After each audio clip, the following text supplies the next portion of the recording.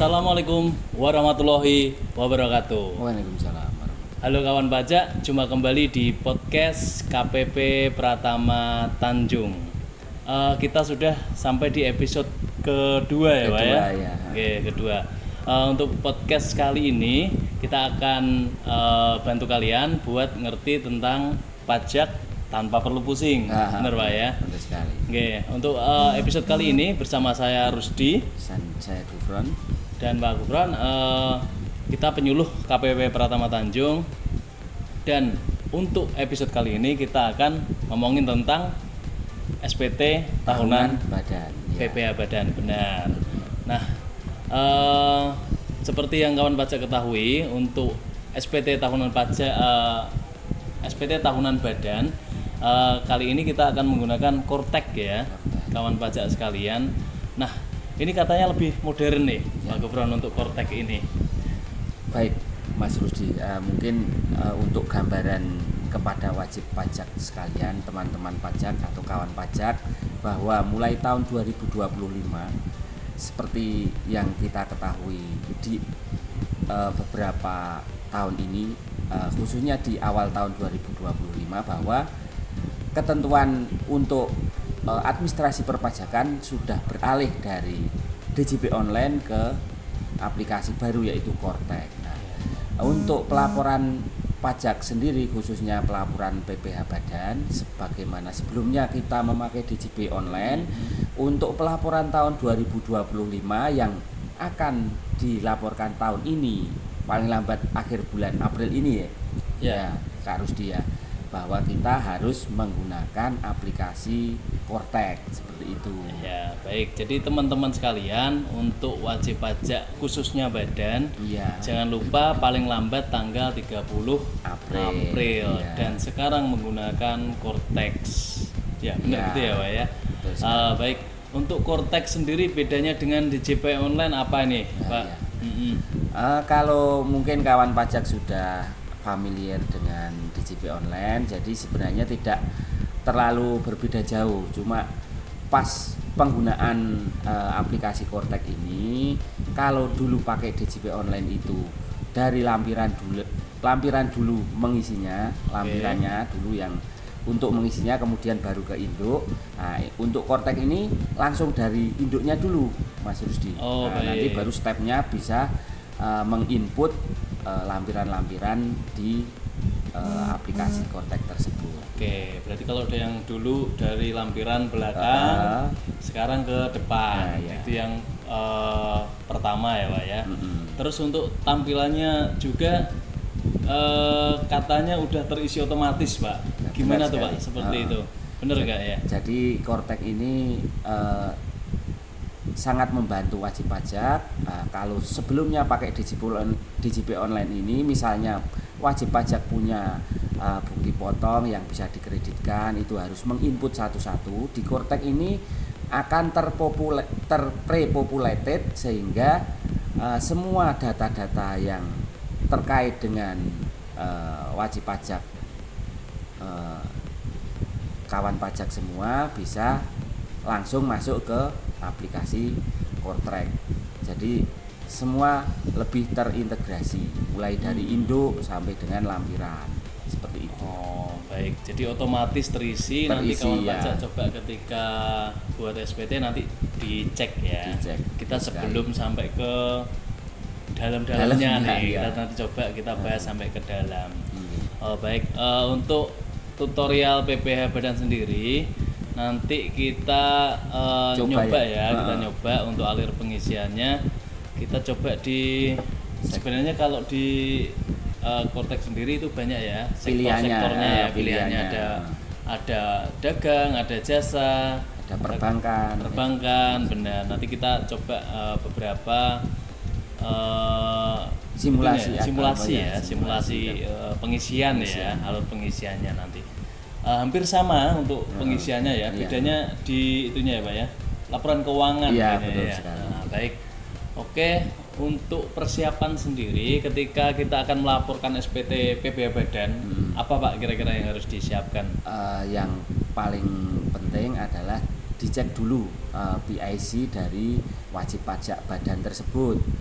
Sehingga untuk mengadministrasi atau melaksanakan pelaporan dan lain-lain di aplikasi Kortek Badan, kita menggunakan Kortek PIC-nya. Dalam hal ini mungkin bisa direktur atau wakil direktur, semua yang tercantum di pengurus di daftar di Korteknya bisa dilihat. Nanti kawan pajak bisa mengaktifkan dulu Kortek BP Badan, kemudian dicek pihak terkaitnya siapakah PIC-nya. Nah, kemudian setelah mengaktifkan Kortek BP Badan dan mengetahui PIC-nya, kemudian diaktifkanlah PIC-nya tersebut sehingga bisa melaksanakan kegiatan atau melaksanakan menggunakan Kortek sebagai PIC seperti itu. Oke, baik. Yang pertama berarti persiapan dulu ya. Persiapan untuk masuk Kortek dulu ya. Jadi ketika kawan pajak mau pelaporan CV atau PT, yayasan, koperasi untuk badan harus punya login PIC. PIC. Untuk dulu. mengetahui PIC harus ngecek atau masuk ke Kortek Badan dulu. Jadi nanti dilihat di profilnya siapakah PIC-nya. Nah, setelah tahu nanti kita bisa menggunakan PIC tersebut untuk menjalankan Kortek BP Badan tersebut. Kalau gampangnya PIC ini direktur gitu ya? Biasanya lebih familiar direkturnya sebagai PIC-nya. Atau kalau yayasan ketua gitu. Ketua bener. Kalau kawan pajak dari sekolah, kepala sekolah biasanya itu ya. Cuma ketika ada perubahan data kadang nggak update, jadi kawan pajak harus memastikan bahwa itu sudah update untuk datanya ya. Baik, untuk berikutnya ketika sudah persiapan loginnya ini sudah dapat nih Pak, apalagi Pak yang harus disiapkan? Setelah bisa masuk aplikasi Kortek menggunakan PIC, kawan pajak jangan lupa untuk menyiapkan dokumen-dokumen untuk sebagai dasar menginput SPT tahunan badan tersebut, misalnya laporan laba rugi, kemudian neraca, kemudian dokumen penyusutan mungkin ya, dan dokumen-dokumen lain yang sekiranya menjadi bahan untuk diinputkan di aplikasi Kortek wajib pajak badan tersebut. Setelah dokumen tersebut tersedia, kita siap untuk melaksanakan input SPT tahunan badan begitu. Baiklah. Oke. Mungkin yang pertama persiapan dokumen nih Pak. Iya. Kalau dulu kawan pajak ketika pelaporan, kalau yang ini yang udah lama ya, udah pernah lapor, pasti menyiapkan satu laporan keuangan. Bener nih Pak. Nah, di Kortek juga sama nih Pak. Sama. Seperti itu juga kan? Iya. Apa aja nih Pak? Laporan keuangannya apa aja jadi? Laporan keuangan itu tadi sudah saya sampaikan bahwa laporan keuangan terdiri dari laporan laba rugi, kemudian neraca. Kemudian mungkin kalau ada bukti potong yang sudah diterima dari pihak ketiga bisa disiapkan, siapa tahu bisa untuk cross check dengan data yang pre-populated tadi Mas Rusdi ya. Data yang otomatis masuk ke sistem Kortek wajib SPT tadi ya. Badan tersebut. Baik, jadi seperti itu ya kawan pajak ya. Satu yang wajib itu neraca sama laba rugi. Laba rugi ya. Nah, ini neraca sama laba rugi. Kalau misalnya kawan pajak ini nambah laporan perubahan kas, ada amortisasi penyusutan, boleh kan ya ini Pak? Iya, dimasukkan juga ya. Disiapkan bisa. Cuma yang wajib tadi dua tadi. Laba rugi sama neraca. Iya. Oke, jadi kawan pajak seperti itu ya kawan pajak. Ketika di perusahaannya membuat laporan perubahan modal, arus kas, penyusutan, sekalian aja ya di input aja. Cuma yang wajib laba rugi dan neraca. Terus ketika kawan pajak ada bukti potong, bukti pemungutan, biasanya ini PPh 22 untuk penjualan ya Pak ya. Terus ada PPh 23 untuk jasa, itu disiapkan juga. Terus kalau ada dokumen pendukung lainnya boleh nanti disiapkan juga. Oke. Persiapan loginnya dapat, terus persiapan dokumennya Yes. sudah selesai. Nah, kita berikutnya nyoba untuk login masuk ke aplikasi Baik. Kortek. Gimana nih Pak untuk loginnya sendiri, apa nih Pak yang menjadi perbedaan dengan DJP online? Ya. Kawan pajak, jadi kalau DJP online yang sebelum Kortek ini kita laksanakan untuk pelaporan pajak, kita masuk loginnya pakai WP Badan, langsung bisa mengisi.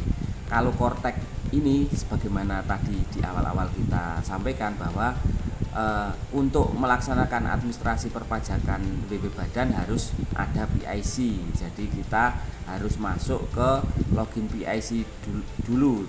Nah, tadi sudah disebutkan bahwa PIC lebih sering kita menggunakan direktur atau ketua atau kepala sekolah misalnya untuk sekolah swasta. Nah, setelah bisa masuk ke Kortek PIC tersebut, kemudian kita klik nama di Kortek PIC tersebut untuk mengimpersonate ke WP Badan yang kawan pajak mau melaksanakan pelaporan tersebut. Pastikan setelah ngeklik nama kemudian milih WP Badan yang akan dilakukan pelaporan, itu muncul notifikasi atau kolom di bagian atas yang warnanya biru muda, ada tulisan impersonating perusahaan. Nah, itu impersonating nama CV apa gitu atau PT apa. Nah, itu sudah bisa melaksanakan kewajiban perpajakan sebagai WP Badan. Seperti itu. Ya, baik kawan pajak, seperti itu ya. Nanti dipastikan saja bahwa kawan pajak sudah impersonate. Iya. Tandanya tadi biru di Biru atasnya. muda ya. Biru ada di atasnya itu nama perusahaan sedang impersonating CV apa atau PT apa. nama perusahaannya gitu ya Pak ya. Kalau background sebagian besar kan biru tua ya Mas Rusi ya. Ya. Kalau ciri khas sudah impersonating itu biru muda di atas, paling atas. Iya. Ya, paling atas ya. Nanti kawan pajak coba cek di sana ya kawan pajak. Nah, setelah itu muncul, persiapan berikutnya kawan pajak bisa ngeklik di surat pemberitahuan di menu yang agak banyak itu, lumayan banyak ya Kak Rusi ya. Ada apa yang paling kiri itu portal atau apa itu sampai ada menu portal, surat faktur, surat pemberitahuan dalam kurung SPT. Lah itu diklik, kemudian surat pemberitahuan diklik lagi, maka akan muncul tampilan buat konsep SPT seperti itu. Ya, jadi kawan pajak ketika memulai membuat SPT lewat menu itu ya Pak ya. Iya, di SPT surat pemberitahuan, SPT di sub menu surat pemberitahuan lagi klik. Nah, nanti akan muncul buat konsep SPT, tombol diklik. Tombol itu ya, tombol biru gitu ya, buat konsep SPT. Nah, seperti itu kawan pajak. Ketika nanti sudah masuk ke konsep SPT, nanti dia akan membuat satu baris ya. Ada tombol pensil ya Pak, bener gak sih Pak? Betul, di situ ya. Nanti tombol pensilnya itu untuk tulisannya sih lihat ya, kalau di over kita klik aja nanti dia akan masuk ke induknya SPT-nya. Persiapan dulu mungkin Mas Rudy. Jadi pensil itu diklik nanti akan mengarahkan jenis SPT-nya apa bagian tahun pajak ini atau ketika membuat konsep, terus milih SPT, jenis SPT-nya. SPT PPH Badan. Nah, itu yang dipilih. Sebelum muncul pensil itu. Oh gitu. Oke. Buat konsep nanti bagian tahun pajak atau tahun pajak itu pilih yang tahun pajak ya. Kemudian Januari Desember itu Januari, masa pajak tahun pajaknya Januari Desember, kemudian klik lanjut. Kemudian jenis SPT normal atau pembetulan. Nah, kalau belum pernah lapor itu pasti muncul normal. Kemudian kita lanjutkan, nanti akan terkonsep yang gambar pensil tadi. Jadi seperti itu. Ya. Baik. Jadi kebalik saya tadi ya Pak ya. Jadi pertama buat konsep dulu, pilih jenis SPT-nya, pilih tahun pajaknya, lanjut baru muncul ke gambar pensil tadi. Iya. Oh ya baik. Setelah itu klik ke gambar pensil, masuk ke Indo SPT. Nah seperti itu kan pajak ya. Jadi nanti ketika kawan pajak sudah membuat, kita klik di Indo SPT. Nah kita sekarang masuk ke SPT-nya nih, Pak Gufron. Ketika kita lihat tampilan SPT itu kan banyak tuh ya. Kita mulainya dari paling atas mungkin ya. Ada tombol posting. Iya. Bener nggak sih Pak? Iya. Nah itu buat apa tuh Pak kalau tombol posting Pak? Jadi jangan lupa setiap ngeklik gambar pensil kemudian ada tampilan Indo SPT. Kawan pajak jangan lupa untuk mengklik posting. Nah itu posting gunanya apa sih? Nah itu untuk prepopulated atas bukti potong yang sudah dilakukan oleh pihak ketiga, kemudian memasukkan data-data pengurus, mungkin hutang sebelumnya di tahun sebelumnya, dan yang paling utama yaitu prepopulated atas bukti potong dari pihak ketiga. Misalnya kawan pajak CV atau PT-nya berkegiatan dengan PTA, mendapat bukti potong PPh pasal 23 atau 4 ayat 2, maka akan masuk ke otomatis SPT BB Badan kawan pajak semua. Ya, jadi ketika di awal tadi kita katakan bahwa Kortek ini udah otomatis. Nah, itu dari situ ya. Dari situ. Ketika kita klik posting, muncul tuh data-datanya. Yang bukti-bukti potong itu muncul. Tapi kawan pajak tetap perlu nyiapkan ya untuk buktinya ya. Ya, untuk buktinya. Cross check benar. Kalau kita bikin sesuatu kan cek dulu nih A sama enggak nih sebelah sama yang kita laporkan. Nah, seperti itu ya. Untuk berikutnya kita setelah kita posting lalu kita pilih untuk metode pembukuan. Bener Pak ya? Nah kawan pajak ketika kita milih metode pembukuan, dia nanti akan menentukan lampiran yang akan kita isi di lampiran 1 ya. Kita klik misalnya untuk dagang, maka di lampiran 1 C seperti itu ya Pak ya. Untuk kita klik umum misalnya nanti akan muncul lampiran 1A. Nah bedanya hanya di akun saja, akunnya saja. Kalau misalnya nggak ada nih Pak, perusahaan apa gitu, nggak ada yang spesifik di situ pilihannya. Pilihannya enaknya gimana? Paling ada pilihan lainnya nggak ya? Paling umum sih kan. Umum ya. Mungkin kalau tidak ada spesifikasi di data tersebut, silakan kawan pajak pilih umum gitu ya. Oh ya benar. Nah, kemudian mungkin ini ada yang agak kelewat satu Mas Rudi ya, terkait metode pembukuan ya. Ini kan di paling atas itu ada nih metode pembukuan. Nah itu kan ada yang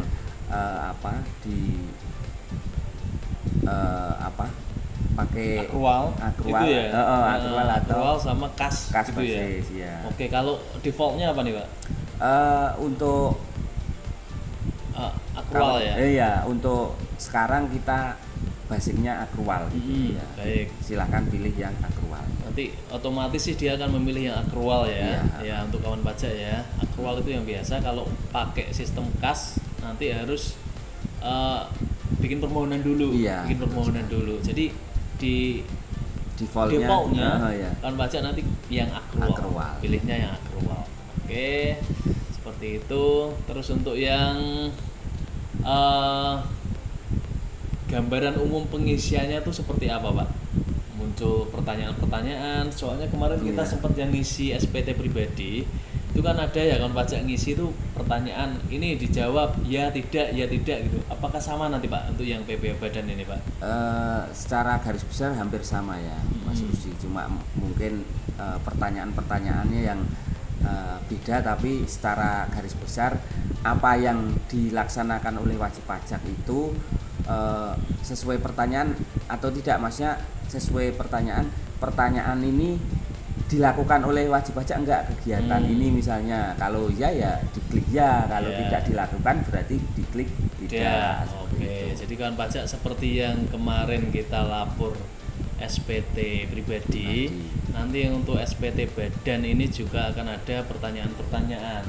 yang ketika kita jawab nanti akan memunculkan lampiran. Lampiran. Benar Pak ya. Nah seperti itu nanti kawan pajak, misalnya apakah ada penghasilan dari final, kita jawab ya, nanti akan muncul lampiran Betul. terkait. Nah seperti itu kita harus kita isi. Tapi sebelum lanjut, kawan pajak jangan lupa untuk mengisi di lampiran 1 Lampiran dulu. 1, ya. Lampiran 1 isinya rincian dari laporan keuangan. Iya. Yang atas laba Laba rugi rugi dan neraca. yang bawah neraca. Nah ini yang paling penting kawan pajak. Ketika kawan pajak mulai mengisi SPT badan, dipastikan yang lampiran 1 ini sudah terisi terlebih dahulu. Jadi ketika sudah jawab pertanyaan sampai ke tarif lah minimal ya, itu kawan pajak silakan isi lampiran 1 dulu biar muncul di sana PPh terutangnya berapa. Iya. Nah, seperti itu kawan pajak ya. Nanti kalau sempat kita bikinkan mungkin ya untuk Iya. tutorialnya ya Pak ya. Iya. Oke, kawan pajak, terus untuk tarif sendiri ada perubahan nggak ini Pak, tarif PPh badannya? Ya, setelah kawan pajak sebagaimana tadi Mas Rusdi menyampaikan untuk mengisi lampiran, itu yang terdiri dari laba rugi dan neraca, nanti otomatis kalau wajib pajak yang selain jasa konstruksi itu akan masuk ke lampiran Indo. Ke Indo ya. Nanti Jadi untuk yang konstruksi karena sudah final ya. jasa Oke. konstruksi final. Jadi nanti pas mengisi lampiran tersebut peredaran bruto nanti diisi sesuai dengan laba rugi yang kawan pajak siapkan, kemudian diisi yang PPh yang telah dipotong secara final nanti diisi sama. Benar-benar. Nah ini salah satu lagi yang membedakan Kortek dengan DJP online, benar iya. Pak. Ketika di Kortek ini, ketika kawan pajak ngisi akun dari pembukuannya, misalnya penjualan, oke, Pak. Ya. Nanti ada kolom nominal sesuai komersialnya, pembukuan. Ya. Terus ada kolom yang dikenakan PPh final. Ya. Ada kolom yang tidak bukan objek pajak, Bukan itu objek ya. pajak, Jadi ada ya. 3 kolom itu ya, kawan pajak. Itu kita klik, kawan pajak masukkan jumlah totalnya misalnya 1M gitu ya. Kalau 1M ini semuanya dari final. Jasa konstruksi, finalnya diinput juga sama 1M ya. full. Jadi nanti di Iya. fiskalnya 0, paling betul akhir sekali. 0 gitu Iya, ya Pak ya. iya. Jadi ketika dia pindah ke induk maka nihil, karena tidak. sudah dipotong final secara keseluruhan. Nah Khusus itu bedanya. jasa konstruksi. Untuk jasa konstruksi ini contohnya ya kawan pajak ya. Nanti jadi bedanya dengan DJP online. Kalau DJP online sekali aja dimasukkan, nah itu yang menjadi nominalnya. Kalau yang ini kita misahnya itu ada di akunnya masing-masing. Begitu kita masukkan, jumlah total berapa yang dipotong final, ketemu hasil akhir. Kalau yang DJP online kita masukkan keseluruhan, finalnya dikoreksinya di depan, di lampiran 2 dan induknya. Nah itu bedanya di sana. Di Kortek dikoreksinya di laporan keuangannya. Nah, itu untuk jasa konstruksi contohnya ya, Mas Rusdi ya. Kemudian kalau kawan pajak usahanya di perdagangan, nah, nanti ada apa namanya poin-poin yang harus diisi sesuai laporan laba rugi. Jadi yang telah dipotong final itu nanti diisi 0 ya Mas Rusdi ya. Nanti setelah nanti setelah diisi peredaran usaha kemudian dikurangi beban nanti akan masuk ke PPh terutang di Indo SPT. Kemudian jangan lupa untuk kawan pajak yang punya omset di bawah 4,8 miliar ya Mas Rusdi ya, itu nanti silahkan milih tarif yang akan digunakan. Klik pertanyaan terkait tarif, nanti diklik pilih yang pasal 31E khusus yang omsetnya di bawah 4,8 miliar. Ini fungsinya apa? Jadi nanti misalnya PPh terutangnya itu 10 juta, maksud kami kalau penghasilan netonya itu 20 juta, nah nanti tarif yang digunakan bukan 22% sesuai Undang-Undang PPh untuk WP Badan, tapi dapat diskon atau tarif 50% lebih rendah. Nah, jadi nanti tarifnya jadi 11% seperti untuk itu. 31E.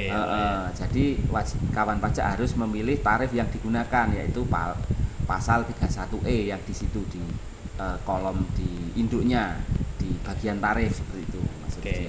Baik, kawan pajak, tadi kita sudah bicara terkait tarif. Jadi kalau kawan pajak memang di bawah 4,8 bisa pakai fasilitas pasal 31E. Ya, kawan pajak, dari tarif yang normalnya 22% dari bersih ya, menjadi 11% dari laba penghasilan kena pajak. Ya. Oh lah, dari penghasilan kena pajak ya Pak ya istilahnya ya. Nah, seperti itu kawan pajak ya. Terus nanti ketika kita sudah menggunakan tarif, kita milih tarif, nanti akan muncul tuh PPh terutang. PPh terutang, bener. PPh terutangnya kita muncul di sana, terus dikurangi dengan kredit pajak. Kredit pajak dari mana dapatnya? Dari bukti potong yang tadi kita ambil. Bukti potong kawan pajak kalau memang ada akan langsung muncul langsung di sana. Tinggal Bapak kawan pajak hitung tuh terutangnya berapa dikurangi kredit pajak. Iya, betul sekali. Ada status-statusnya nanti Pak, ya. Nanti ada apa aja Pak? Kemungkinannya nih Pak. Jadi misalnya PPh terutang kawan pajak setelah mengklik tarif tadi, kemudian PPh-nya muncul, PPh terutangnya muncul misalnya 5 juta, kemudian atas kredit pajak yang sudah pre-populated tadi muncul 3 juta, berarti akan muncul kurang bayar sebesar 2 juta. Nah, kemudian misalnya pre-populated tadi ternyata sama dengan PPh terutang, misalnya 5 juta, PPh terutangnya kemudian kredit pajaknya 5 juta, maka akan muncul PPh yang harus dibayar adalah 0 atau nihil. Kemudian misalnya PPh terutangnya 5 juta, kemudian kredit pajaknya kok ada 10 juta, maka akan muncul di bagian bawah PPh yang masih harus dibayar adalah minus 5 juta. Apa artinya kalau minus? Artinya kalau minus itu kawan pajak bisa mengklaim atas minusnya itu, arti minusnya itu adalah lebih bayar dari berarti PPh terutangnya itu lebih kecil dari kredit pajak. Berarti kalau SPT LB itu lebih bayar itu bisa kita minta ya Pak ya, untuk kredit pajaknya itu ya. Jadi kawan pajak ketika statusnya SPT sudah kehitung, nanti ada KB atau kurang bayar, kawan pajak bayar kekurangannya. Bayar dulu ya. Oke, kalau ada kredit pajak yang sama atau nihil, nanti ya udah lapor aja kan ya Pak ya. Terus ada KLB itu bisa diminta pengembaliannya. Oke, seperti itu. Terus untuk bagian berikutnya Bapak ada bagian H, ini checklist transaksi. Ini coba kawan pajak cek satu-satu ya, satu persatu ya. Itu ada nggak bagian di sana? Seperti disampaikan Pak Gufron di awal tadi, pertanyaan-pertanyaan itu kita jawab, terus nanti akan jika menjawab ya, maka akan muncul lampiran yang harus diisi terkait ya, misalnya terkait penyusutan, adakah biaya penyusutan, kita jawab ya, nanti akan muncul lampiran 9. Nah, kita ngisi di sana, contohnya seperti itu. Terus yang di bagian bawah itu isinya terakhir kayaknya upload ya, masih seperti yang DJP online, yang DJP online. Ketika kawan pajak membuat pelaporan itu kan harus upload dokumennya. Tadi yang kita siapkan kita sarankan untuk tuh? Menyiapkan sebelum kita masuk untuk mengisi SPT tahunan tadi kan kita siapkan dulu paling tidak laporan laba rugi dan neraca. Nah, itu kalau untuk di samping untuk mengisi di SPT-nya, nanti laporan laba rugi dan neraca tersebut di-scan untuk dokumen di-upload di SPT-nya tersebut, Mas Rudi. Iya, jadi nanti kalau sudah berbentuk PDF, silahkan di bagian bawah kita upload dokumen tersebut. Nah, kemudian setelah bisa terupload di situ, kawan pajak baru bisa melaporkan SPT tersebut. Oke, baik seperti itu kawan pajak ya. Di bagian induk nanti di bawah itu ada upload dokumen terkait ya Pak ya. Di bawahnya ada yang wajib, yang ada tanda bintangnya nggak sih Pak? Ya kecil gitu ya. Itu adalah laporan keuangan. Kawan pajak siapkan itu, terus kita scan, kita upload di sana. Oke. Itu syarat untuk bisa melaporkan SPT tersebut. Untuk laporan SPT. Baik. Kawan pajak, sekarang kita akan membahas terkait lampiran-lampiran dari SPT tahunan ya Pak ya. Oke, untuk lampiran SPT tahunan badan ini ada beberapa nih kawan pajak. Yang pertama mungkin ada lampiran satu tadi udah kita jelaskan, isinya terkait laba rugi dan neraca ya. Benar, laba rugi dan neraca. Terus di lampiran 2 ada data pemegang saham atau pengurus. Ini data ini otomatis terisi dari profil kawan pajak ya. Jadi ketika kawan pajak, oh nama pengurus ini belum ada, kawan pajak ngeditnya di perubahan data. Di bagian portal saya kawan pajak ya. Jadi nggak ada di situ untuk edit data langsung di SPT itu nggak ada. Tapi di profilnya kawan pajak sekalian. Kalau di JP Online yang JP Online bisa input. Ya langsung ya. Ya benar, itu harus diinput di SPT-nya ya, yang di JP Online yang lama. Kalau yang ini lewat profilnya, dia akan ngambil otomatis di SPT-nya. Terus yang ketiga ada lampiran kredit pajak. Ini yang seperti kita tadi ya. Benar. Otomatis masuk. Nah, kawan pajak nggak usah repot-repot mengisi untuk data ini. Tinggal cross check kalau ada hard copy-nya ya Mas Rudi ya. Kalau ada hard copy yang kita siapkan tadi, cek aja. Sudah benar atau masih ada yang perlu dikoreksi. Nah, seperti itu kan baca ya. Terus untuk lampiran 4 ada PPh final. Itu juga dan non pajak ya, juga. Atau kalau kita isi tadi misalnya kita bukan jasa konstruksi tapi setengah dagang persen misalnya ya. Nah itu nggak otomatis itu ya Mas. Otomatis ya, itu harus diisi dulu kalau diisi. Nanti di situ di lampiran 4 itu yang penghasilan final dan non objek pajak, silahkan diklik gambar pensil. Nah, nanti akan muncul data Januari sampai Desember 2025. Silahkan kalau kawan pajak usahanya dagang dan masih boleh menggunakan PPh setengah persen, nanti kawan pajak bisa mengisi omsetnya per bulannya. Nah, misalnya omsetnya 100 juta, nanti akan masuk ke lampiran 4 otomatis jumlahnya itu. Nanti berapa pajaknya itu kalau masih boleh menggunakan setengah persen, nanti akan muncul PPh-nya tersebut. Nah, kawan pajak harus membayar dulu pajaknya tersebut baru bisa melaporkan. Jadi tadi yang perlu di awal-awal kita perlu koreksi terkait PPh yang bersifat final, tidak hanya jasa konstruksi Mas Rudi. Jadi dagang juga bisa masuk final kalau dia masih untuk CV 4 tahun, PT 3 tahun itu ya Mas Rudi. Yang PPh UMKM yang setengah persen itu kawan pajak ya. Jadi kalau kawan pajak PT itu bisa menggunakannya selama 3 tahun. Untuk kawan pajak ketika CV itu 4 tahun. CV koperasi 4 tahun ya Pak ya. Jadi kawan pajak kalau masih memenuhi menggunakan fasilitas PPh final UMKM, silakan nanti di PPh final ini dimasukkan. Nah, seperti itu kawan pajak. Terus ada lagi untuk lampiran 8, isinya ini untuk tarif fasilitas 31E-nya. Ya, kawan pajak ini hanya cek aja apakah sudah sesuai untuk tarifnya.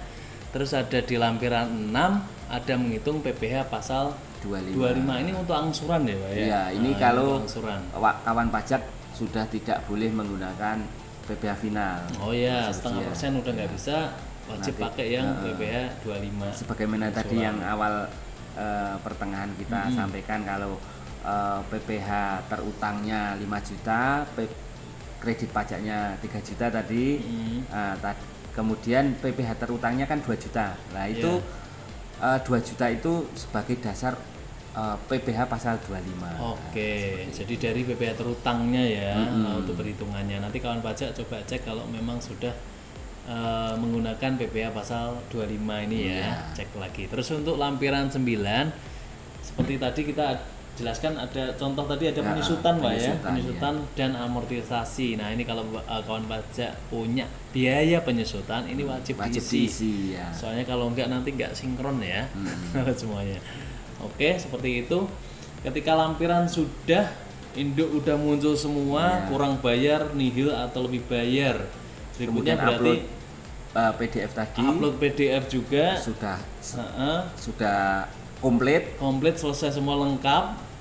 Terus gimana nih Pak? Nah, kelanjutannya kawan pajak bisa scroll ke bawah di induk. Nah, kemudian scroll ke bawah paling bawah, kemudian klik pernyataan yang ada kotaan kecil, terus ada pernyataan itu diklik, centang, kemudian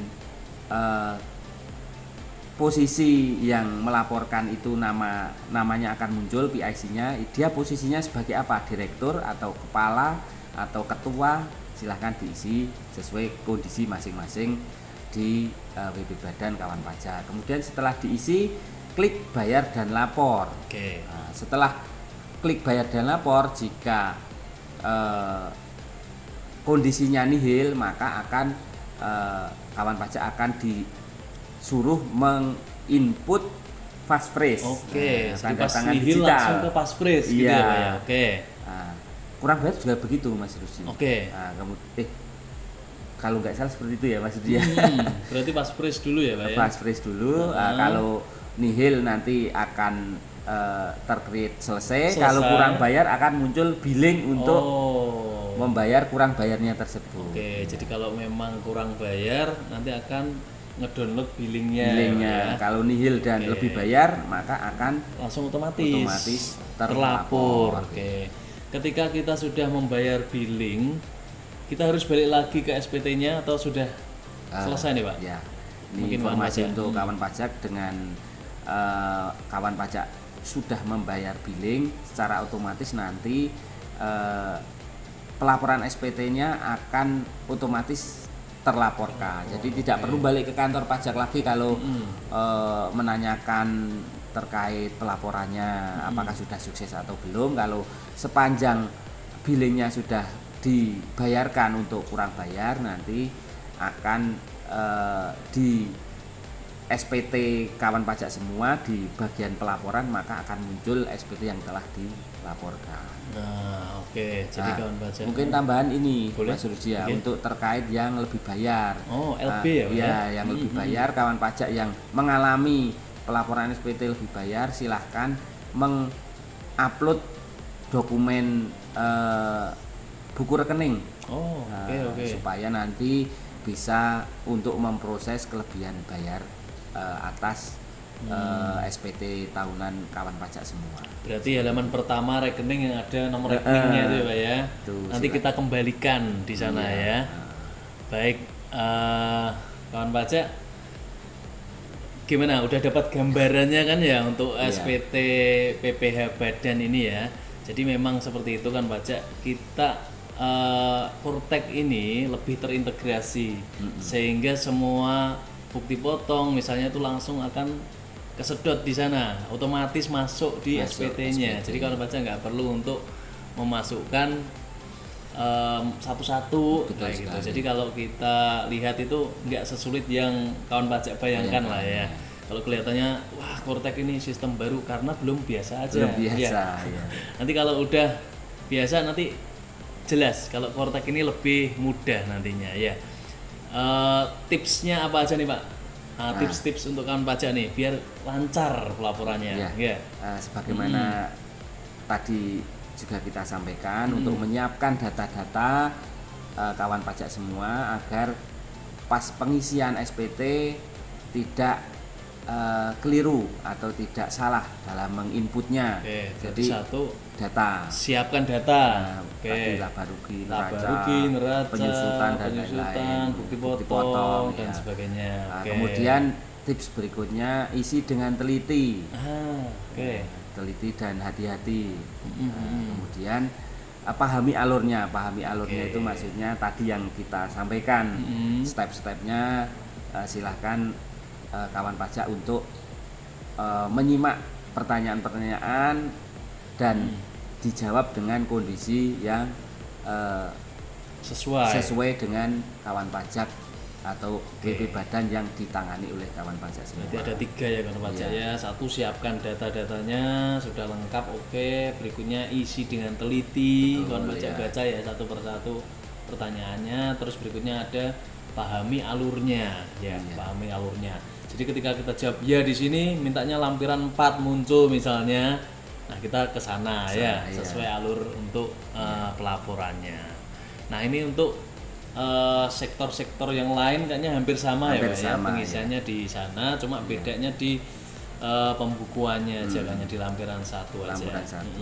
Baik kawan pajak, ketika pelaporan SPT badan, sekali lagi kita ingatkan untuk pelaporan menggunakan Kortek paling lambat tanggal 30 April 2026 ya, 2026 ya. Untuk pajak tahun 2025 ya. Baik, ketika kawan pajak nanti ada kesulitan, jangan ragu untuk meminta bantuan kami, bisa langsung ke KPP Pratama Tanjung atau ke website resmi juga bisa, atau ke Kering Pajak 1500-200 atau ke KP2KP Paringin atau KP2KP Amuntai. Jadi kita memang di KPP Pratama Tanjung nih ada 3 kabupaten. Pajak bisa langsung ke KPP Tanjung nih. Ini yang induk KPP-nya lah istilahnya. Nih untuk kantor pembantunya ada di KP2KP Amuntai untuk wilayah HSU. Terus ada KP2KP Paringin untuk wilayah Balangan, Kabupaten Balangan. Nah, demikian kawan pajak untuk podcast kita kali ini. Sepertinya cukup ya Pak ya? Cukup ya. Nanti bisa konsul ke kantor terdekat kawan pajak semua yang tadi sudah disampaikan di Amuntai khusus HSU, kemudian Balangan untuk ke KP2KP Paringin, dan Tabalong bisa ke kantor pajak Tanjung. Ya. Nanti kita bantu sampai selesai. Seperti itu ya Pak ya. Baik, kita cukupkan aja. Terima kasih kawan pajak udah menyimak sampai akhir. Kami mohon undur diri. Saya Rusdi, saya Gufron. Kita undur diri. Tetap patuh untuk pembayaran pajak dan pelaporannya juga. Jangan sampai terlambat karena ada sanksi administrasi di sana kawan pajak. Cukup sekian kita akhiri. Terima kasih. Assalamualaikum warahmatullahi wabarakatuh. Waalaikumsalam warahmatullahi wabarakatuh. Pajak tumbuh, Indonesia tangguh.